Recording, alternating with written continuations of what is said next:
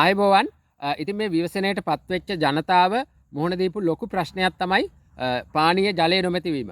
හැබැයි අපේ මිනිස්සු එකතු වෙලා ඒ අයට ලක්ෂ ගණනින් වතුර බෝතල් ලබා දුන්නා. ඒක ඇත්තටම මරු. ඒක නියම වැඩක්. හැබැයි මම මතක් කරන්න ආවේ ඉදිරියේදී ඒ අයට වතුර බෝතල් ලබා දෙද්දී පුළුවන් තරම් ලීටර් 500 වගේ ලොකු බෝතල් වලින් ලබා දෙන්න උත්සාහ කරමු. ඒක හැම වෙලේම ප්‍රායෝගිකව කරන්න බැරි වේවි. මොකද මේ දේවල් අනේ එකතු වෙන්නේ පරිසරයට. ඉතින් වතුර බෝතල් විතරක් නෙමෙයි බිස්කට් පැකට් පොලිතින් ඔය හැම දෙයක්ම නිසි විදියට බැහැර කරන්න අපි එයාටත් මතක් කරමු. මොකද මේ සබාදහම විටින් විට මේ පණිවිඩ දෙන්නේ උඹලා සබාදහමත් එක්ක වැඩ කරන විදිය වැරදි.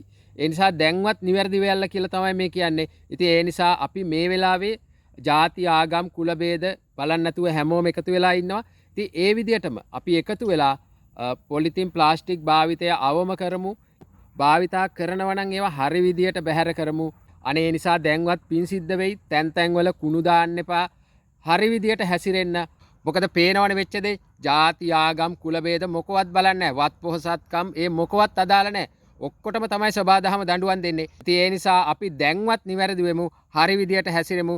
ඉතින් මේ වීඩියෝ එක අනිත් අයටත් බලන්න මතක් කරලා දෙන්න ෂෙයා කරන්න. බොහොම ස්තුතියි.